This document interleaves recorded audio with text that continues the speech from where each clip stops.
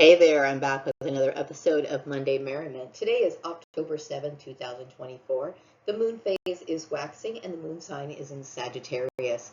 When the moon is in Sagittarius, it's a good time for strategizing business plans, seeking out a new love interest, and a good time for social interactions of all kinds. And now a few updates as to what I've been doing. Okay, a couple of nights ago, I was talking about how I'm like collecting things for my lunchbox, and I was making a joke talking about the ultimate lunchbox or something like that, right? Like making a big deal out of everything in some sort of desperate attempt to find some sort of meaning in life. Yeah, I will say, life is meaningless here in the hell realm. But, that's one of the reasons why I am so in love with my spiritual life, okay? But while I'm here in the hell realm, yeah, hell yeah, I'm going to make the ultimate of every situation that I have, right? So, I was talking about the little items that I got for my lunchbox, and I did make a decision on my lunchbox, at least my first lunchbox. I talked about collecting them. Now, and I mentioned that, I don't have a whole lot of space in my house, so I'm just going to, collect a few. And I did purchase one on Temu. And as soon as it arrives, I'm going to show that to you guys. Also, I did purchase an insulated coffee mug. And I'm very grateful that, like I mentioned, as silly as it sounds, that I'm actually happy that I like my little coffee cups at work that they supply. Okay? And I also wanted to add that, it's funny because I was thinking about how, when you're targeted, I guess, bloodline targeted. I remember conversations with my dad and the things that he would talk about, and I would kind of roll my eyes at, like, well, big deal, right? He thought it was a big deal. Like when back in the 80s, they introduced, the all-you-can-drink soft drinks at restaurants, right, where you can go in like a Burger King and like refill your cup. And my dad thought that was like so cool, right?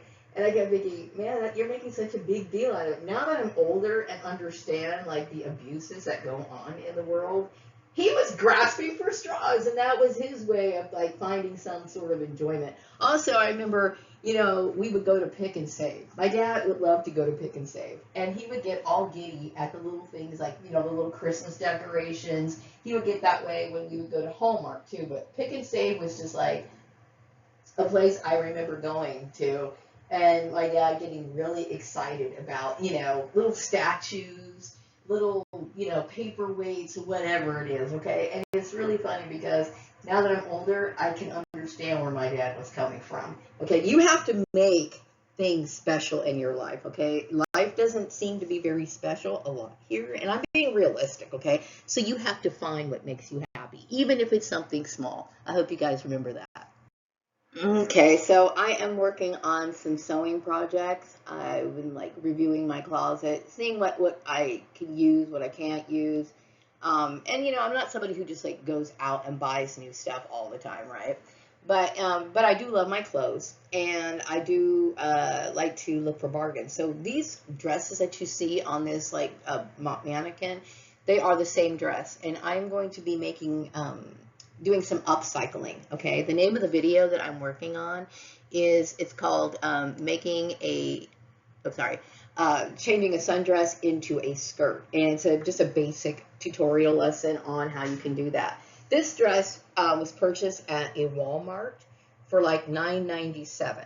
Okay, and I have seen this dress around town. I've seen a lot of women wear this dress. Okay, I've seen it in pink. I've seen it in stripes. I've seen it in just different colors. Now, I'm only showing you three of the dresses that I have, but I actually have four. The first dress that appears in the video, this dress is in teal. Okay. But I was giving examples on, you can belt them, and giving ideas on how you can like stretch that sundress, okay, if you really needed to.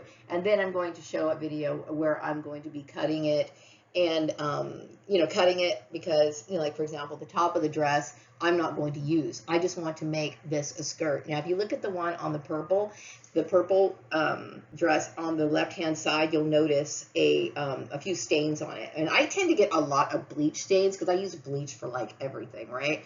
And, so the dress is damaged, okay? But I can still use that dress, this purple dress, for a skirt. So I'm going to convert it. And I'm going to also convert the one in the middle, the leopard skin, no, sorry, yeah, I guess we call it, yeah, leopard print. I'm going to make that into a skirt.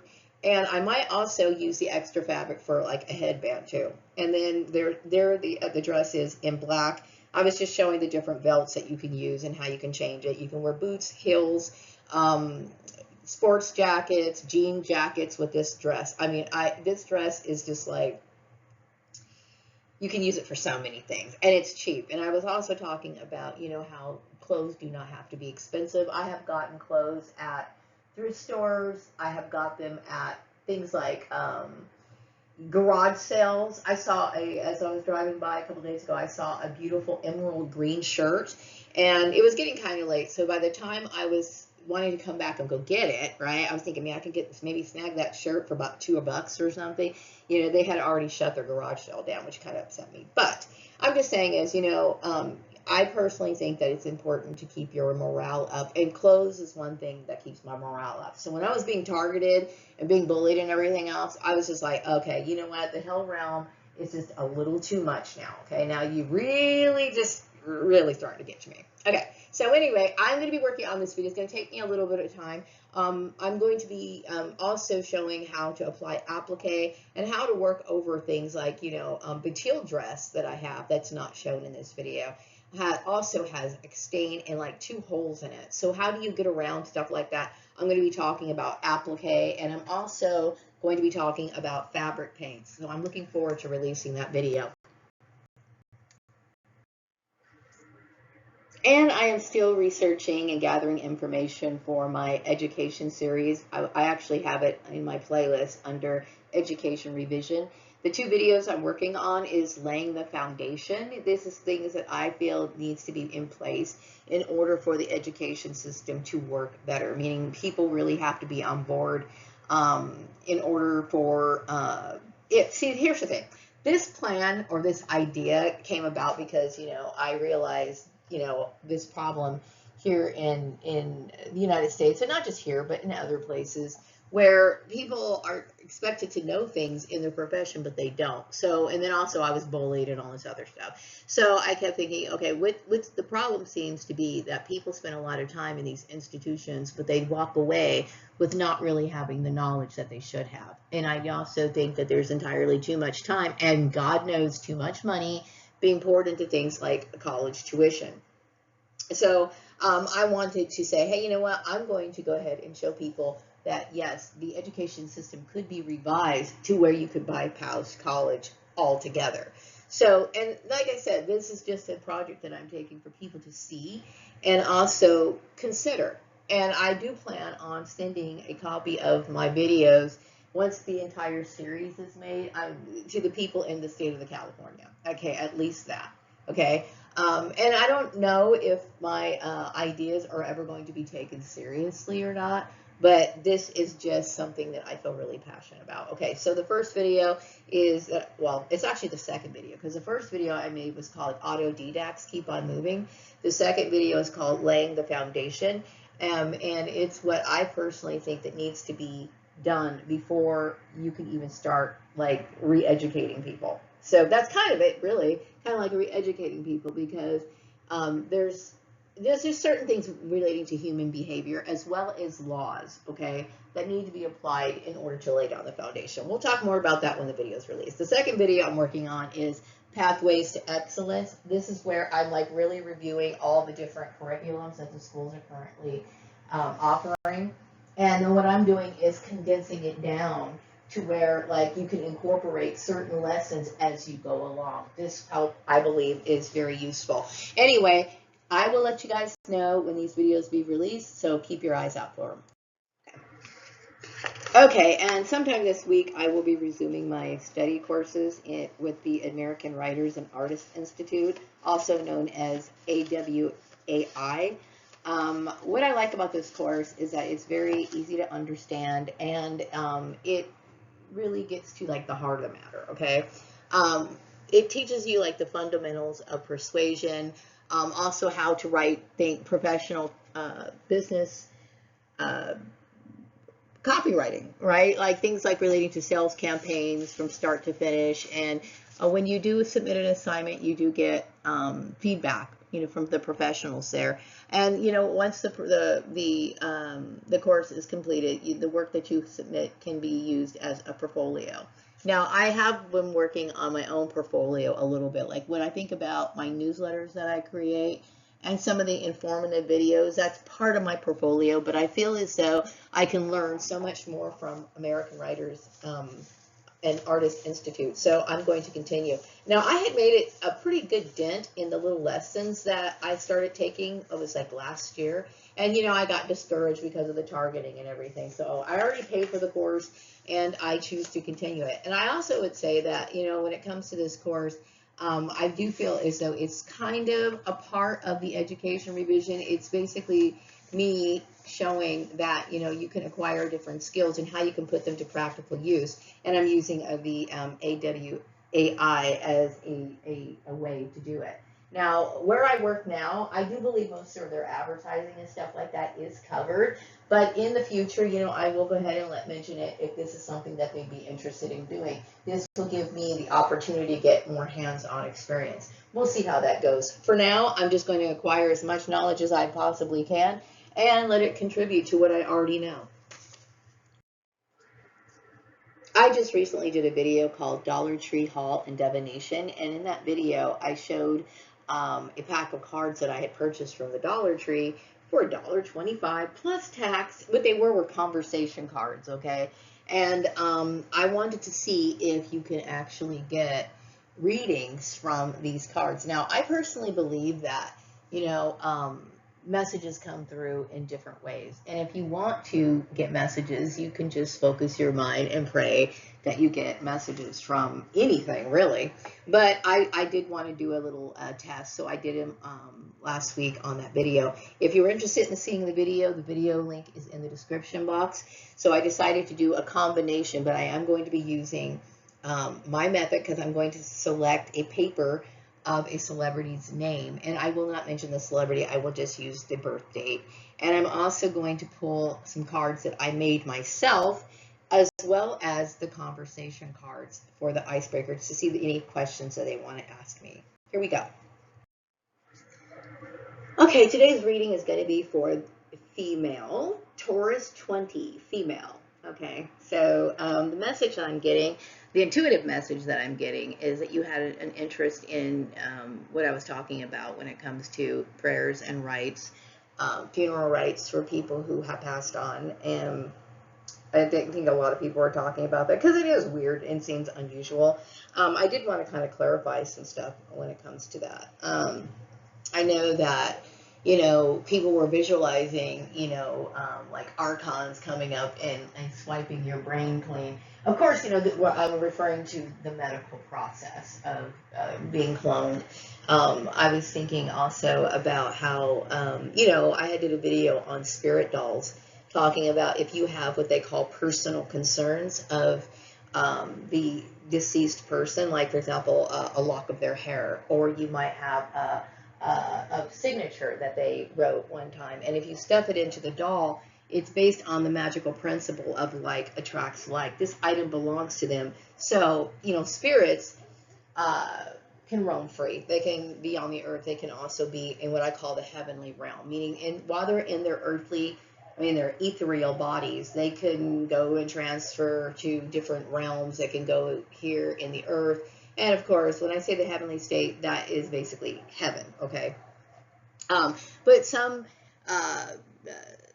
people get drawn back into coming back to earth, and I do believe it has something to do with the light. But I do believe the light is actually created. I don't know step-by-step process of the medical procedure, but it's basically when your DNA, when they use your DNA to create or impregnate a person, or do this in an incubator or whatever. Your DNA being in a human body, okay, your soul is going to be attracted or called into it at some point, okay?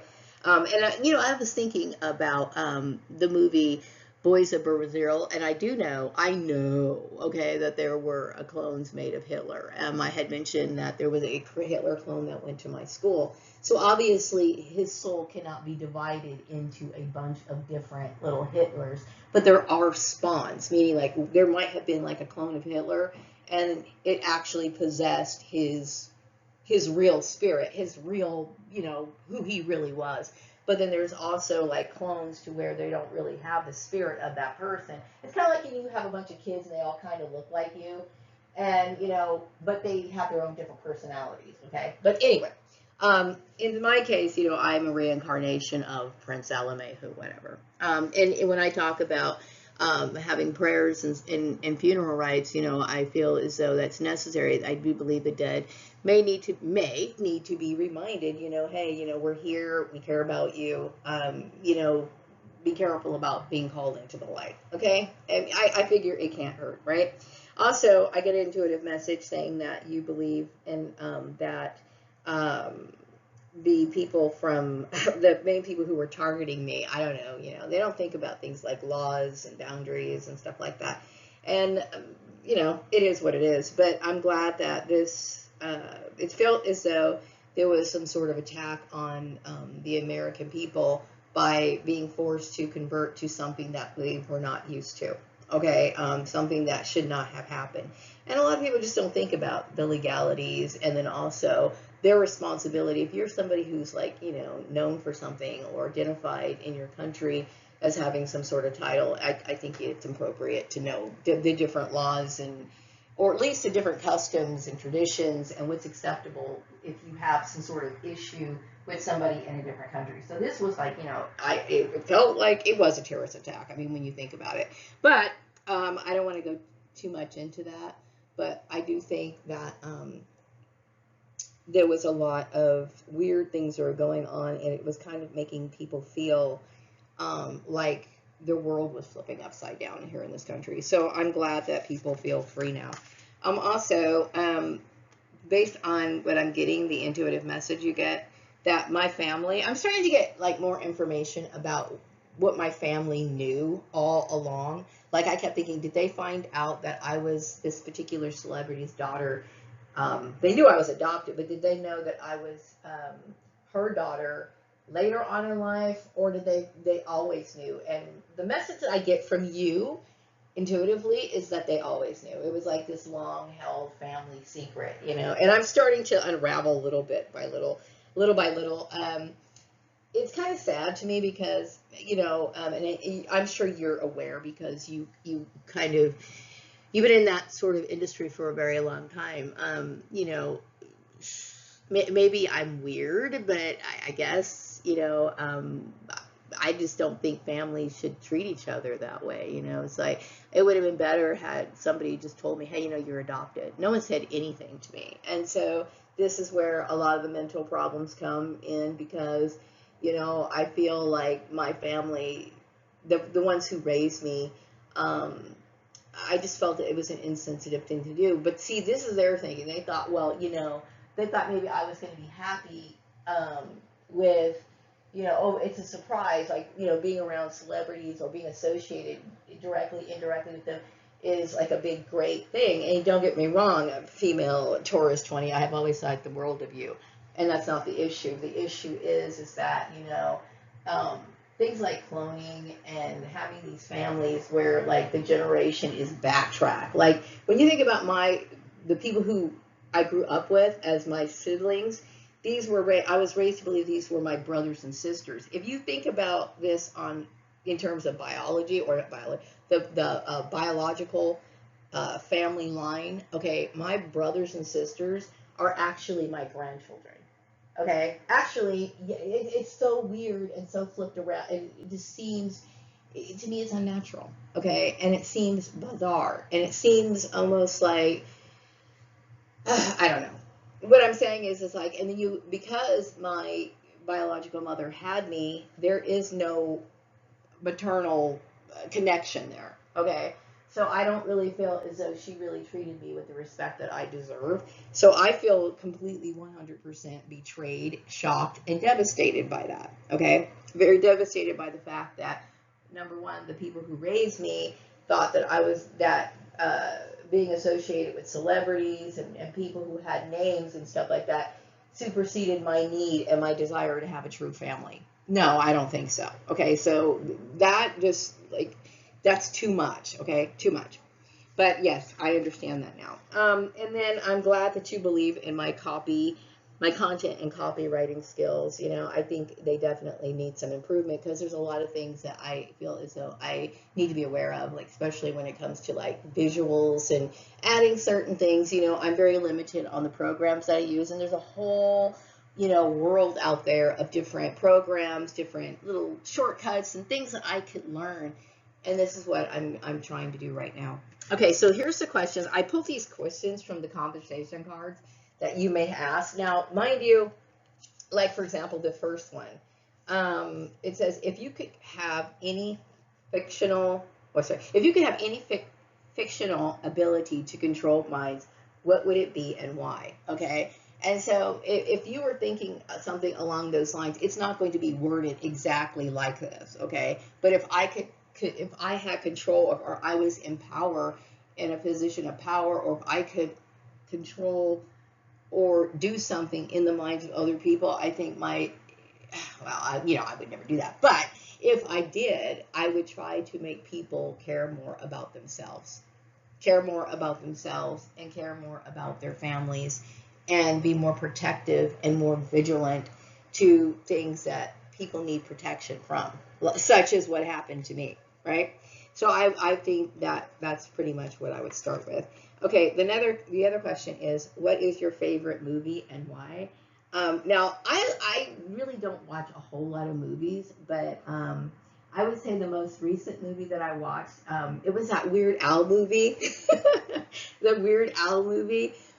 I'm talking about modern day movies, okay? Movies that came out like within the last year to 5 years, okay? So I forgot the name of the movie, the Weird Al movie, but I thought that was really entertaining, okay?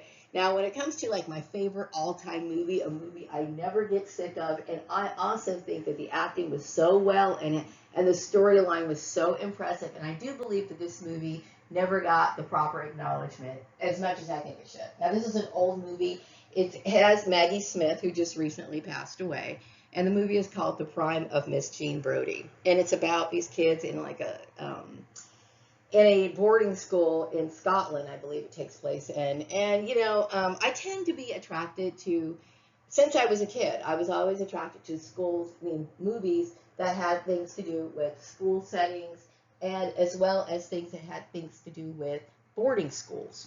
Okay, perhaps it's because when I was being educated in England as Prince Alamehu, I could have very well went to a boarding school. But this is some of these things that have always drawn my attention. I used to also watch The Facts of Life, which is a TV series. But when it comes to movies, I would say that's my all-time favorite movie. I will watch it from time to time. I think, of course, I love the song in it. And I love Maggie Smith. She was just like I don't know. I love her character in the movie. That would be my favorite. Okay, the next and the last question is, what is one thing you are most looking forward to in the next decade? Okay, my life is really boring. I'm talking about, getting excited over paper napkins and colored forks. That's how boring my life is, okay? So I'm basically just kind of like trying to make the ultimate of everything. That's what I'm trying to do. I'm trying to find just anything and everything to keep myself interested. I'm just going to get into my projects, and that's pretty much where I am right now. Okay, after being targeted, it's really hard to know. But anyway, there goes my celebrity reading.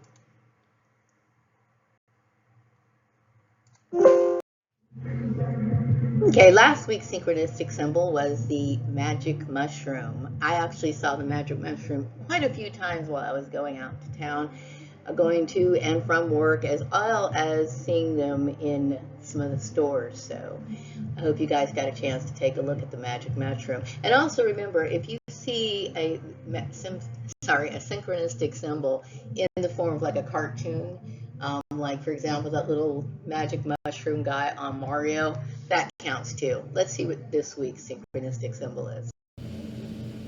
This week's synchronistic symbol is the wise old owl. Make sure you keep your eyes open for that symbol this week. I hope you enjoyed this episode of Monday Merriment. Make sure to like, subscribe, and hit the notification bell so you don't miss any further episodes. Have a great week.